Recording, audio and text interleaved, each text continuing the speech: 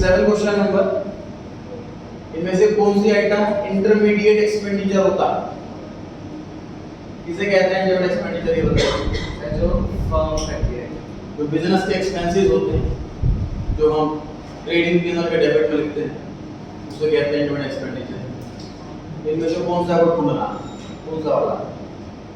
Sir ए। पहला option, firm का अगर कोई मेंटेनेंस का खर्चा होता है तो बिजनेस एक्सपेंस है, इंटरमीडिएट एक्सपेंडिचर का पार्ट है, वैल्यू एड निकालने के लिए उसको माइनस किया जाएगा। जो फर्नीचर परचेज करा है बी ऑप्शन में, वो एक्सपेंडिचर मेथड के अंदर तीसरे वाले हेडिंग में ग्रॉस डोमेस्टिक कैपिटल फॉर्मेशन। क्या क्या आइटम आती है उसके अंदर? हाउस होल्ड जब घर खरीदे, गवर्नमेंट जब एसेट खरीदे जैसे हाईवे इंफ्रास्ट्रक्चर में खर्चा करे, तीसरा बिजनेसमैन जब फिक्स एसेट खरीदे, चौथा इन्वेंटरी।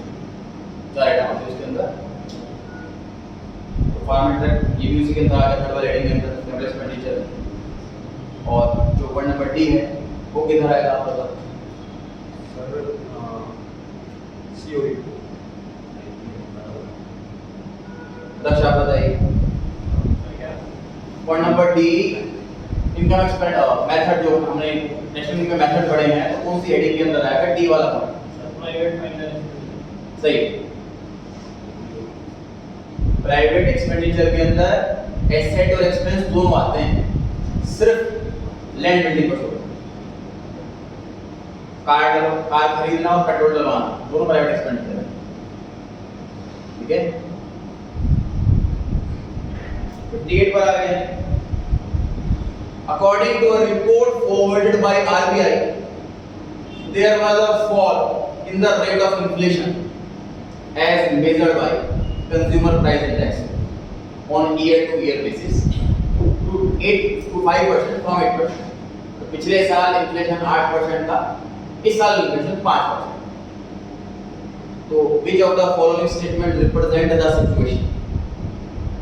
ए ऑप्शन में लिखा है कि सीपीआई हैज फॉलन, बी में लिखा है CPI has risen at a rate lower than the preceding rate, CPI has is constant, none of the. Shivam क्या लगता है? पहले वाला ऑप्शन सीपीआई गिरा है, बी का क्या लगता है? बी। ध्यान से देखिए, पहले वाले ऑप्शन का मतलब है कि कंज्यूमर प्राइस इंडेक्स जो है वो डाउन हुआ है, मतलब कि -2%, -5%। डाउन होना उसे क्या है? अगर पॉजिटिव 1% भी तो वो डाउन नहीं है। समझ आ रही है बात?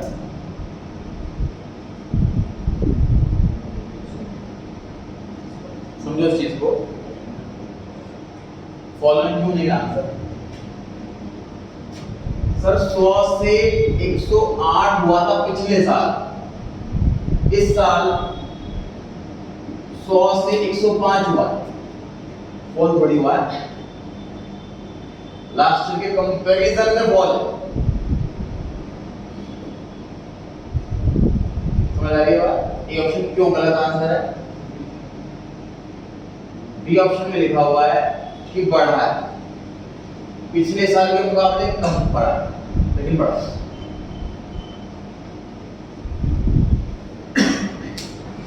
मतलब मान लीजिए दो ही ऑप्शन होते हैं आपके पास, CPI has risen, CPI has fallen, तो कौन सा टिक करके आते हैं बताइए?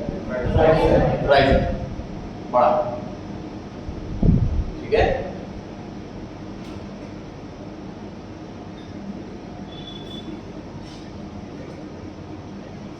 नेक्स्ट इसके बारे में Shivam. National income is estimated by, ये बी वाला पॉइंट भी आपने पढ़ा होगा 11th class, national sample survey office chapter किया था हमने, कलेक्शन ऑफ डेटा। डेटा जब कलेक्ट किया जाता है सेंसस के थ्रू, सैंपलिंग के थ्रू, इन्वेस्टिगेटर, क्वेश्चनियर, यानी कुछ ऐसे वर्ड्स थे 11th क्लास में पढ़ा था। सी पॉइंट आंसर है सर इसका, national income central statistical organisation.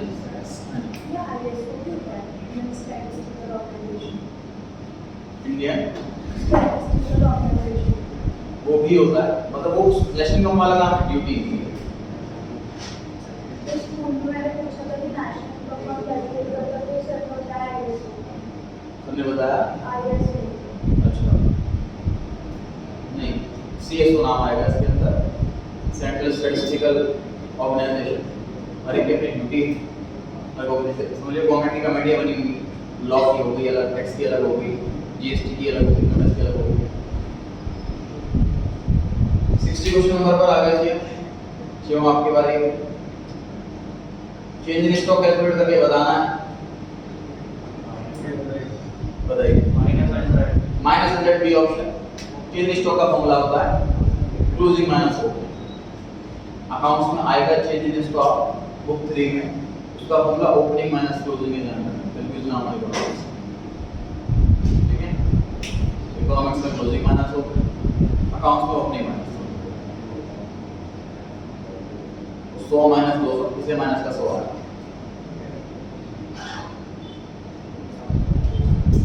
61 try करते हैं जल्दी।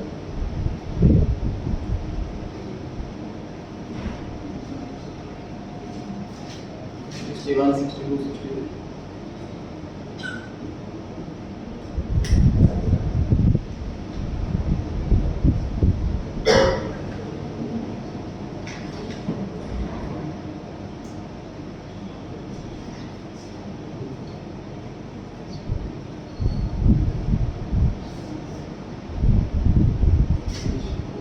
स्टार्ट लगा आपके भाई दोबारा नहीं, 3 बार तो गिरी हो गई। तो आपके भाई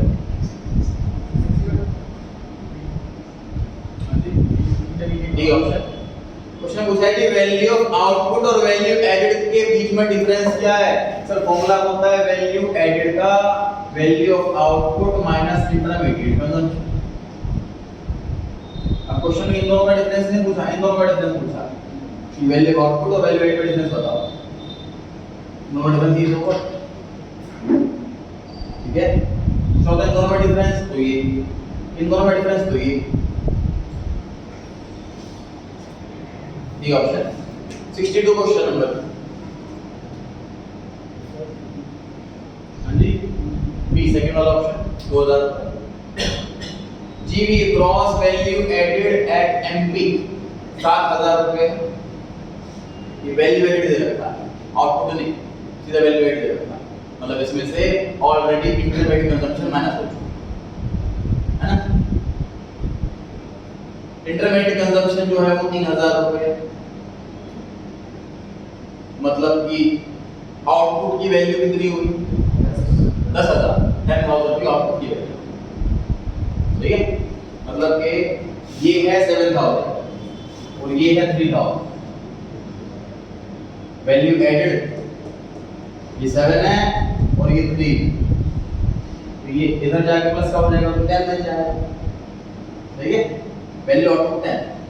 वैल्यू ऑफ आउटपुट के अंदर क्या क्या जुड़ा हुआ होता है सर? सेल और चेंज इन स्टॉक, दो चीजों का कॉम्बो है वैल्यू एडेड। आगे लिखा है the ratio of sales to change in stock is 4:1। अब आपकी मैथ वीक है तो यहां पे दिमाग खराब हो जाएगा। Sale upon change in stock, ये 4/1, मतलब sale equals to 4 times of stock, जिसको मैं सी लिख रहा हूं चेंज इन स्टॉक के लिए। Sale equals to 4 times of change in stock. Sale plus closing stock change in stock equals to 10,000। अब ये फॉर्मूला बन गया है दो वेरिएबल के साथ, ये फॉर्मूला बन गया है दो वेरिएबल के साथ। आगे जितनी आपको मैथ आती है 8,000 रुपया आया।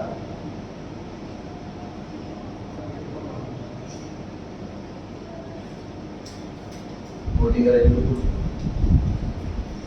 जो वैल्यू दी है क्वेश्चन के अंदर वो नोट करें।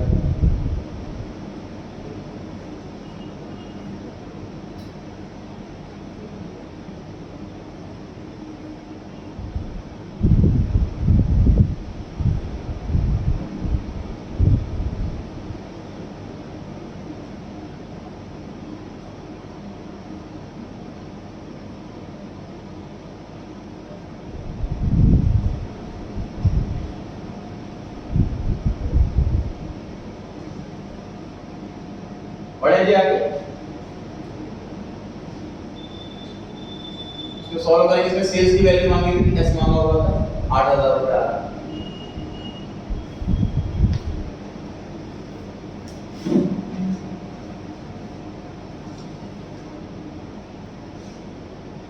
क्वेश्चन नंबर रीड करेंगे सभी।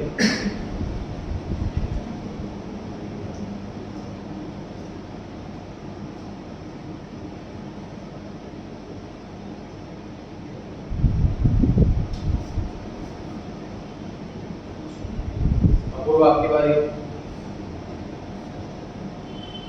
मैं बोलने के बाद क्वेश्चन की रीड करना स्टार्ट कर दो, पहले से क्यों नहीं करते?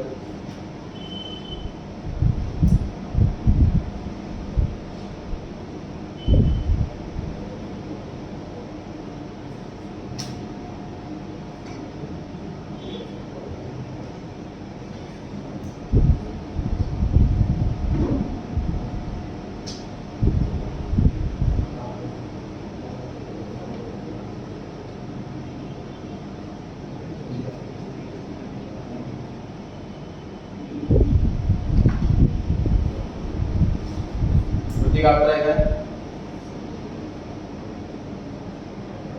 मान्य सर सी ऑप्शन है। सी ऑप्शन करेक्ट है जी। क्वेश्चन नोटिस करें कि नेशनल इनकम कम है और डोमेस्टिक इनकम 200 रुपए ज्यादा है।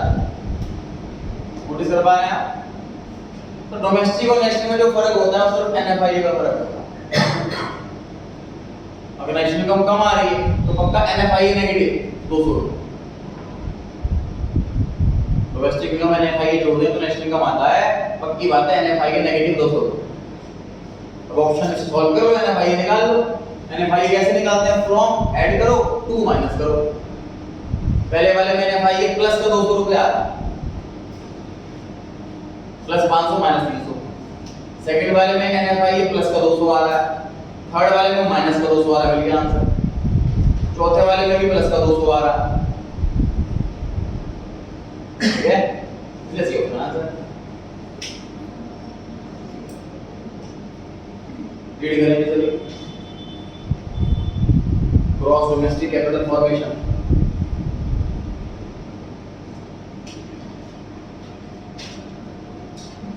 मान्य आपकी बारी। डी लास्ट वाला option gross domestic capital formation, ये तीनों के बराबर है। ऐसे क्वेश्चन लास्ट में किया गया था, इसको ग्रॉस इन्वेस्टमेंट भी कहते हैं। सेकंड वाले में फिक्स्ड वर्ड लग गया, चेंज इन स्टॉक जोड़ दिया। तीसरे वाले में फिक्स्ड वर्ड लग गया, चेंज इन स्टॉक जोड़ दिया। नेट वर्ड लग गया तो डेप्रिसिएशन जोड़ दिया। सारे बराबर 65 पर आ गए हैं। इन्वेंटरी की इन्वेस्टमेंट में क्या क्या इंक्लूड करेंगे? रॉ मटेरियल का स्टॉक, सेमी फिनिश्ड गुड्स जिसे WIP भी कहते हैं, work in progress, finished goods जैसे कि सर मार्कर की फैक्ट्री है तो प्लास्टिक और इंक, ये रॉ मटेरियल हुआ। कंप्लीट मार्कर तैयार हो गए पैकिंग के साथ, ये फिनिश्ड गुड्स हुआ। और कैप नहीं बनी, बाकी का मार्कर बन गया है तो ये सेमी फिनिश्ड गुड्स हुआ। तुम कौन सा स्टॉक लेते हैं? चेंज स्टॉक के काउंट महिमा बताइए। दी ऑप्शन सारे स्टॉक लेते हैं सर, या रॉ मटेरियल को या वर्क प्रोसेस फिनिश्ड गुड्स को, सारा ही स्टॉक का पार्ट, सारे स्टॉक। ये अकाउंट थ्री को दोनों में मिलेगा। एक्सटर्नलिटीज का इंपैक्ट पॉजिटिव होगा, नेगेटिव होगा, कुछ भी हो सकता है, कुछ भी नहीं होगा। कल सी ऑप्शन कुछ भी हो सकता है सर। इनडायरेक्ट इंपैक्ट कहते हैं उसको, जैसे कि वेल्थ में डिस्कस किया था। 67 इनमें से कौन सा कंपोनेंट है प्रॉफिट का? मतलब प्रॉफिट के पार्ट कर दिए जाएं तो इनमें से कौन सा प्रॉफिट का पार्ट है? डी ऑप्शन सारी पार्ट है सर। प्रॉफिट में से थोड़ा सा टैक्स दे देते हैं, कॉर्पोरेट टैक्स, उसके बाद जो बच जाए उसमें से डिविडेंड दे देते हैं, उसके बाद जो बच जाए उसे बोलते हैं अनडिस्ट्रीब्यूटेड प्रॉफिट। तीनों ही part. 68 when nominal gross domestic product is 840, price index is 120, तो हमें रियल ग्रॉस डोमेस्टिक प्रोडक्ट निकालना। एक क्वेश्चन किया था क्या हमने इस पर, एक बार ट्राई करेंगे खुद से, तो मैं कराता हूँ, सभी ट्राई कीजिए। फॉर्मूला भी आ गया है।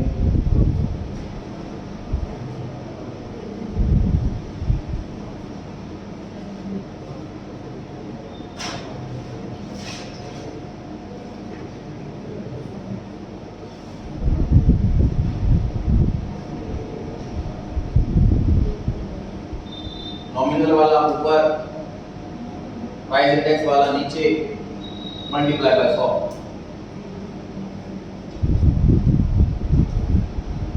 नॉमिनल वाला ऊपर, प्राइस इंडेक्स नीचे, मल्टीप्लाई बाय 100।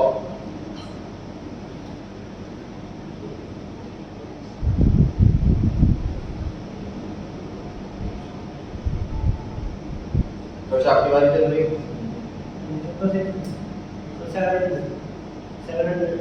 A option 700। कौन सा देखेंगे जी? और डिस्कशन हुआ था, कौन सा डिस्कस नहीं हुआ था? Sir last year 1 lakh unit बनी 10 रुपए के रेट से।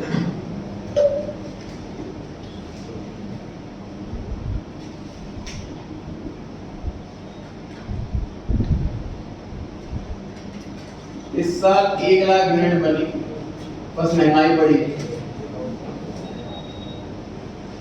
सिर्फ इन्फ्लेशन बढ़ा है, महंगाई बढ़ी है बस, और कुछ नहीं। तो हमारा टोटल वैल्यू नेक्स्ट में 11 लाख है। ये नॉमिनल है कि real? Nominal, current market price से निकाल रहा है। अब मुझे इसकी रियल वाली वैल्यू निकालनी, तो मैं क्या करूंगा, मैं 11 लाख को करंट वाले रेट से डिवाइड कर दूंगा।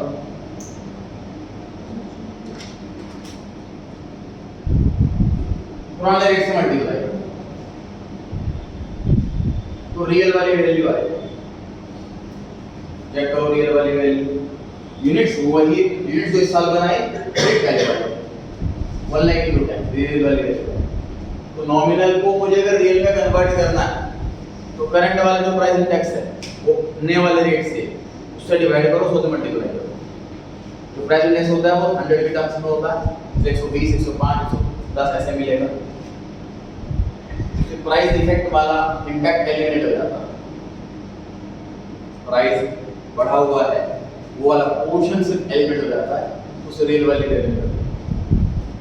क्लियर हो गई बात? ऐसे में कोई रियल से नॉमिनल पे आना हो, 100 से डिवाइड कर दो और प्राइस इंडेक्स से मल्टीप्लाई कर दो, तो करंट वाले प्राइस से निकल जाएगा। Consumer price index sir current वाला रेट होता है, मार्केट रेट इस टाइम क्या चल रहा है, इन्फ्लेशन 5% अभी है, कॉस्ट ऑफ लिविंग इंडेक्स हमारा 100 से 110 हो गया, 10% इन्फ्लेशन इसका, उस रेट से मल्टीप्लाई करोगे तो सिंपल सी बात, मल्टीप्लाई डिवाइड का बेसिक कॉन्सेप्ट क्या है मैथमेटिक्स में, अगर मुझे किसी का इफेक्ट एलिमिनेट करना होता है तब डिवाइड किया जाता है, मुझे किसी का इफेक्ट हटाना होता तो मल्टीप्लाई किया जाता। जिससे मल्टीप्लाई करूंगा तो वो सी की फॉर्म बन जाएगी। तो अगर मैं नॉमिनल चाहता हूं तो प्राइस इंडेक्स से मल्टीप्लाई करूंगा, मतलब करंट रेट से मल्टीप्लाई करूंगा, नॉमिनल निकलेगा। मैं रियल चाहता हूं प्राइस इंडेक्स को हटाना है, रिमूव करना है, एलिमिनेट करना, तो डिवाइड वाला काम करूंगा। ठीक है, फिर वही बात पढ़ सकते हैं आगे।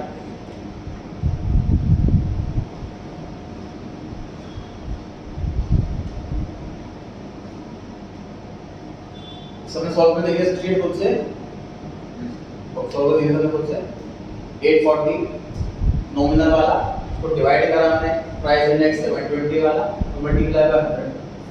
क्वेश्चन में अगर नॉमिनल की जगह रियल दिया हुआ होता और नॉमिनल मांगा होता तो क्या करते थे, 120 मल्टीप्लाई 840 डिवाइड बाय 100। ठीक है, 69 पढ़ाएंगे सॉरी।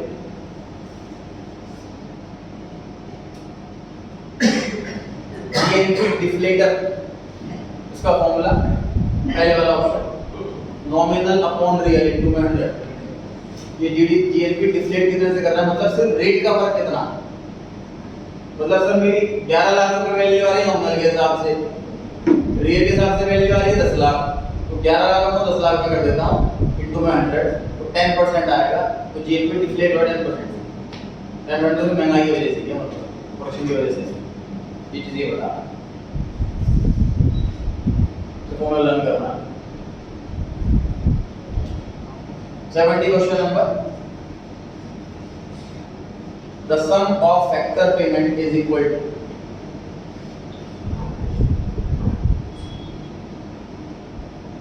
इसके बाद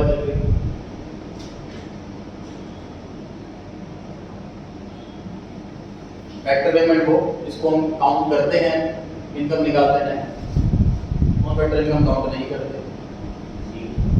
हाँ जी,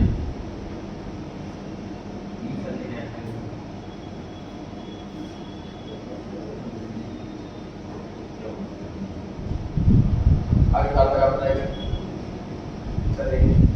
ये ऑप्शन करेक्ट है। डोमेस्टिक इनकम निकाल देना है, हम सारे फैक्टर इनकम काउंट करते हैं। हालांकि नेशनल इनकम काउंट करने में भी डोमेस्टिक इनकम में ऐड करेंगे एनएमआई तो नेशनल इनकम मिलेगा, इनडायरेक्ट पी में भी ऐड होगा, ये भी दोनों सही है। बट ये ज़्यादा से किस फर्स्ट टाइम पी कैलकुलेट किया जाता है, पहले डोमेस्टिक इनकम कैलकुलेट किया जाता है। नेट एक्सपोर्ट के अंदर क्या क्या आता है सर? सी ऑप्शन, गुड्स भी और सर्विसेज भी, दोनों भी एक्सपोर्ट, दोनों भी import. 72 dash is the change in stock of finished goods, semi finished goods और रॉ मटेरियल, तीनों की स्टॉक में चेंज को हम क्या बोलते हैं? चारों में से। बी ऑप्शन, इन्वेंटरी इन्वेस्टमेंट कहते हैं उसको, कितना पैसा इन्वेंटरी में लगा रखा है। तो मेरा ओपनिंग स्टॉक में 5 लाख रुपए लगा हुआ था, क्लोजिंग स्टॉक में 7 लाख रुपए लगा हुआ, मैंने इस साल 2 लाख रुपए इन्वेस्ट करा, ठीक है। इन स्टॉक का मतलब क्लोजिंग माइनस ओपनिंग, करंट की इन्वेस्टमेंट बताता है inventory investment.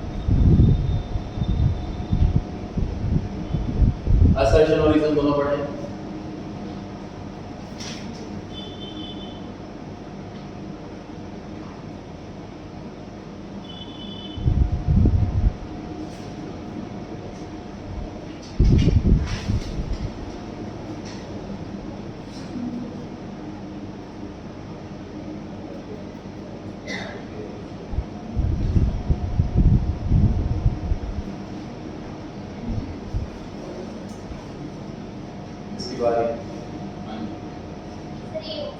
A option correct है। असर्शन में बताया हुआ है कि तीनों मेथड्स के नाम है, बिल्कुल सही बताया हुआ। और रीजन क्या दिया हुआ है? तो बनेगा प्रोडक्शन से इनकम निकल सकती है, प्रोडक्शन वैल्यू एडेड के लिए हो गया, इनकम से इनकम मेथड बन गया, एक्सपेंडिचर मेथड। तो तीन फेज ही नहीं, सर्कुलर फ्लो। तो प्रोडक्शन होती है, इनकम लोगों की होती है, तो इनकम खर्च करते हैं लोग, तीन फेज में इनकम पास होती है।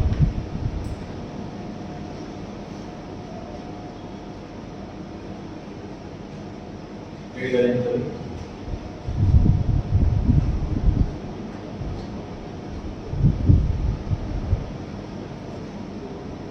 अपूर्व आपकी बारी।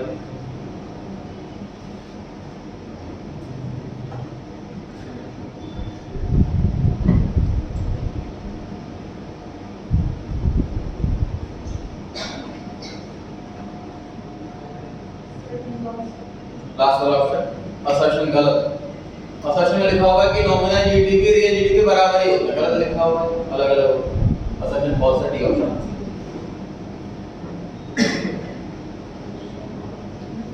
नेक्स्ट पढ़ेंगे सभी।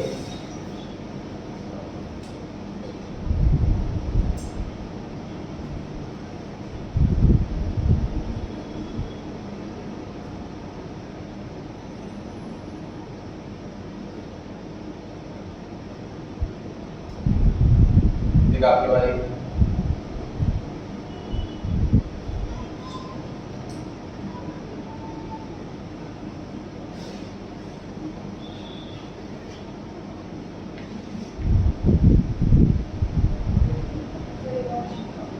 ए ऑप्शन माने आप ट्राई करें। डी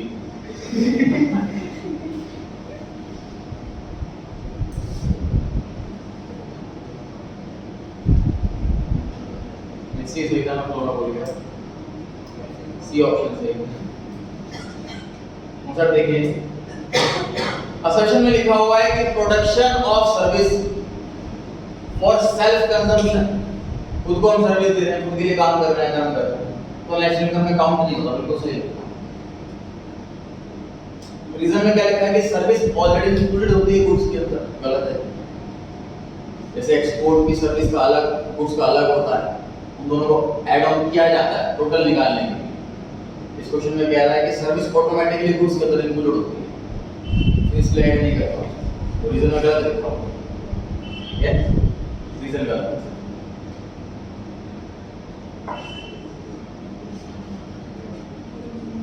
रीड कर, सी ऑप्शन सही था पिछले वाले का। फोर्थ क्वेश्चन,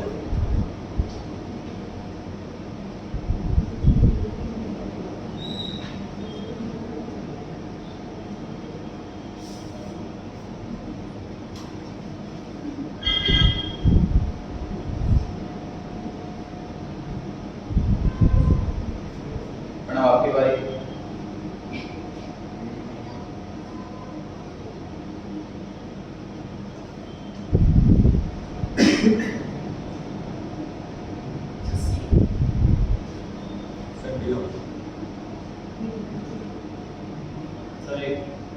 करेक्ट है। इंटरेस्ट पे करती है जो गवर्नमेंट, उसको इंटरेस्ट इनकम इंक्लूड नहीं किया था नेशनल इनकम के अंदर।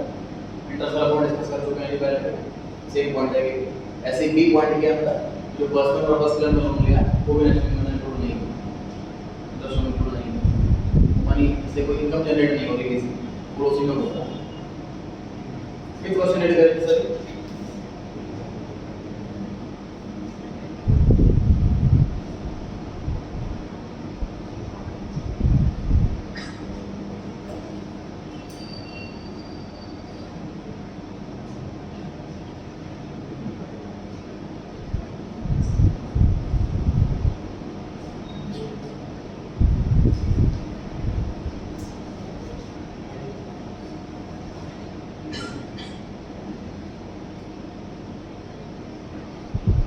आपकी बारी।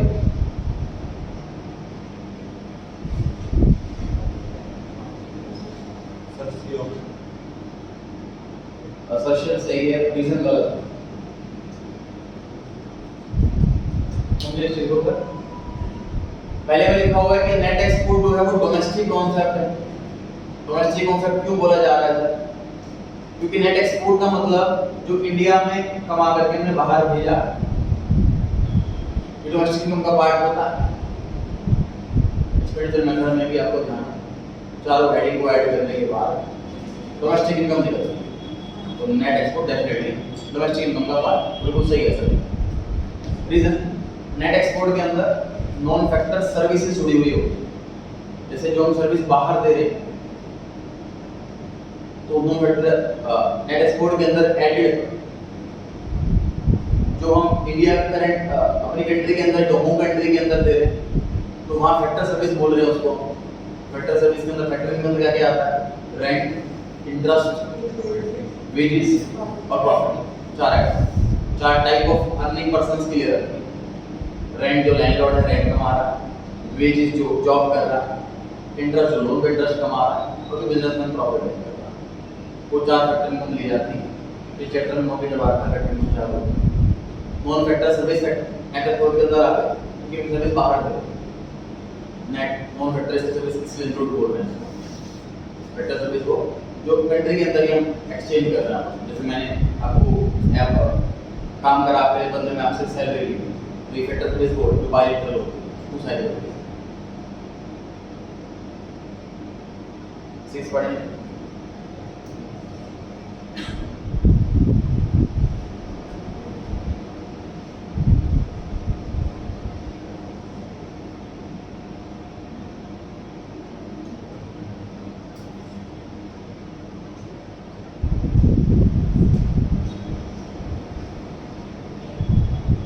आपकी बारी।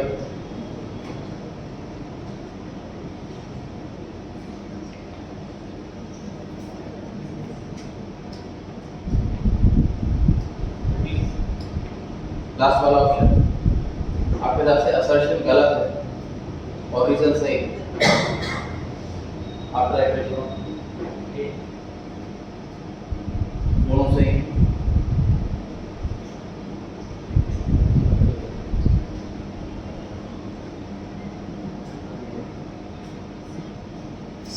सही है, असर्शन सही है और रीजन गलत। देखिए असर्शन में क्या लिखा हुआ, ऑपरेटिंग सरप्लस में गवर्नमेंट सेक्टर वाला काम नहीं आता। ऑपरेटिंग सरप्लस के अंदर जो हमारी दूसरी हेडिंग है इनकम मेथड, उसके अंदर प्रॉफिट्स, अर्निंग्स, रेंट, रॉयल्टी, ये गवर्नमेंट सेक्टर की तो अर्निंग ऑब्जेक्टिव होता ही नहीं होता, तो गवर्नमेंट सेक्टर का नहीं आता उसके अंदर ऑपरेटिंग सरप्लस के अंदर। दूसरा, जो गवर्नमेंट प्रोडक्शन कर रही है वो प्रॉफिट के लिए कर रही है, गलत लिखा हुआ। जितने भी गवर्नमेंट सेक्टर बनेगा वो डेफिनेटली उनका सोल मोटिव सोशल सर्विस होता है, प्रॉफिट के लिए का नहीं काम करता। तो रीजन गलत लिखा हुआ है, इसलिए सही ऑप्शन है।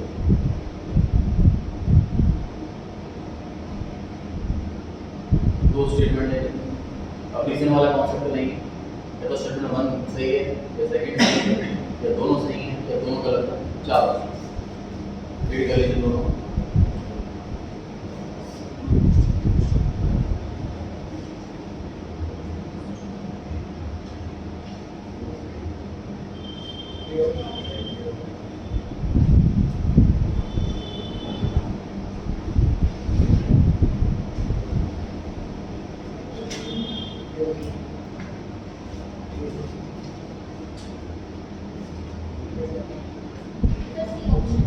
सी ऑप्शन करेक्ट है। वैल्यू एडेड स्टेटमेंट 1 में सही लिखा हुआ फॉर्मूला, डिस्ट्रीब्यूटिव शेयर मेथड नहीं है, इसका गलत नाम लिखा हुआ। सेकंड क्वेश्चन अपूर्व बाबर है।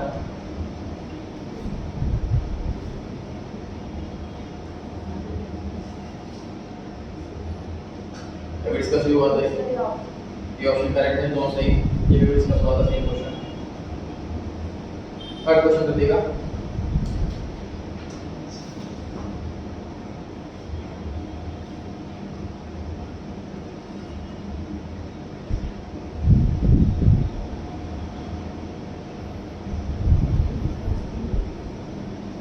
आप ये बताइए सिर्फ स्टेटमेंट 1 के बारे में, 1 वाले फॉल्स है वजह कांस्टेंट प्राइस वाला, बेस प्राइस वाला वो रियल वाला इनकम होता है, करंट प्राइस वाला तो नॉमिनल वाला होता है। पहले वाले फॉल्स, दूसरे वाले मान्य। थर्ड क्वेश्चन में सेकंड सही है गलत है और क्यों सही है। करंट प्राइस जब कैलकुलेट करते हैं, करंट प्राइस पे हम अगर निकाल रहे हैं तो क्वांटिटी और प्राइस दोनों को मल्टीप्लाई करेंगे, दोनों से ही इफेक्ट होगा, उसका आंसर में चेंज आएगा। रीड करेंगे फोर्थ क्वेश्चन।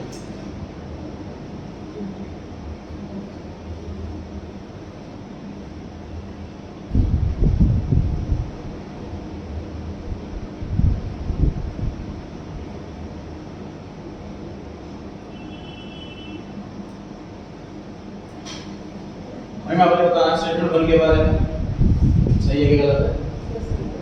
सही है। एनवायरमेंटल पोल्यूशन ये नेगेटिव एक्सटर्नलिटी होता है, कुछ अच्छा होता तो इतना बुरा होता है। सेकंड स्टेटमेंट के बारे में क्या कहना है आपको? सही है गलत? क्या गलत है, कैसे, क्या सही कैसे है? सर नेगेटिव और पॉजिटिव दोनों का ही फर्क पड़ता है। आप हिसाब से बताइए सेकंड स्टेटमेंट गलत है या सही है?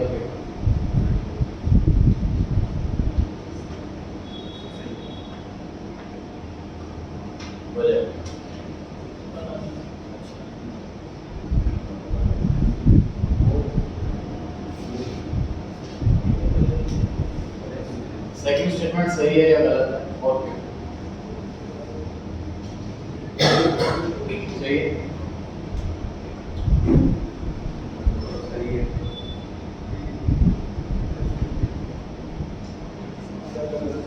क्यों?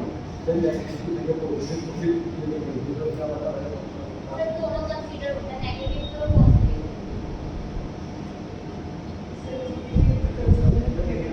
हाँ जी, करेक्ट आंसर है। एक्सटर्नलिटीज काउंट नहीं की जा सकती,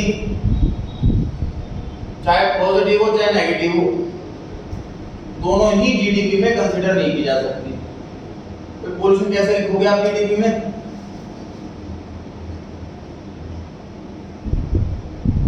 ठीक है, ये कह रहा है कि नेगेटिव वाला कंसीडर नहीं करते, पॉजिटिव वाला करते हैं। करेक्ट आंसर है, दोनों ही नहीं करते। ठीक है,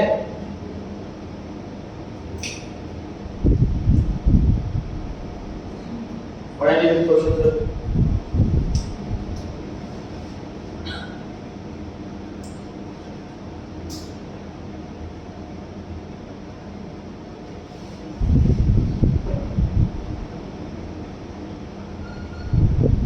का स्टेटमेंट वन बतानी है आपने बस, सही है कि गलत है? पहले वाले statement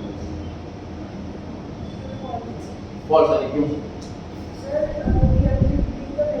real GDP better major है सर, वो हमारी एक्चुअल इनकम कितनी बढ़ी प्राइस कांस्टेंट लेते हुए बताता है, इन्फ्लेशन की वजह से इनकम बढ़ी वो नहीं बताता। तो यहाँ पे नॉमिनल की जगह रियल होता तो ट्रू हो जाता पहले वाला स्टेटमेंट। माने स्टेटमेंट टू सही है कि गलत? क्यों गलत है? दोनों चीज कंसीडर की जाती है सर, क्वांटिटी भी और चेंज इन प्राइस भी, तभी नॉमिनल निकलता है।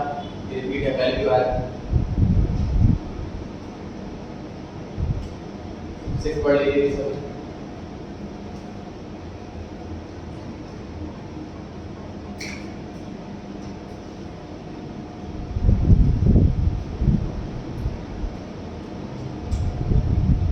माइनस स्टेटमेंट वन पे बात करें। सही है, प्रॉपर्टी की इनकम, रेंट, प्रॉफिट, प्रॉपर्टी में आया होता है। Sir false. गवर्नमेंट वाला नहीं आता तो प्राइवेट वाला आता है। 7th क्वेश्चन वीडियो कर लीजिए सर।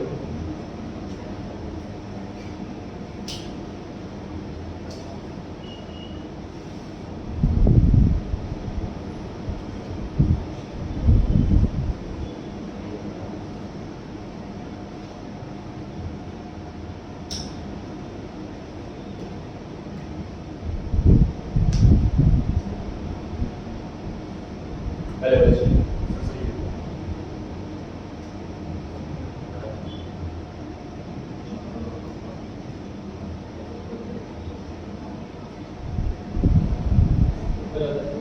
प्राइवेट कंजम्पशन के लिए हमने पर्सनल लोन लिया है, उसमें इंटरेस्ट नहीं इंक्लूड होता। ठीक है, सेकंड वाला स्टेटमेंट इसमें लिखा हुआ है इंप्यूटेड इंटरेस्ट, कौन सा इंटरेस्ट होता है? डिस्कस की गई थी सर, अपॉर्चुनिटी कॉस्टिंग होती, interest on own capital, rent of own premises, salary of proprietor इतनी होती है। मतलब अगर मैं अपना बिजनेस लगा के पैसा लगा उसमें कहीं ना कहीं मेरा इंटरेस्ट का तो नुकसान हो रहा, ये पैसा तो नहीं होगा तो ब्याज कमाता। जो ये वाला इंटरेस्ट है, ऐसे इंक्लूडेड इंटरेस्ट करते हैं, ये भी कंसीडर किया जाता है वाइल कैलकुलेटेड नेशनल। इसमें लिखा हुआ कि इंक्लूड नहीं किया जाता, इसलिए फॉल्स। पूरा गलत।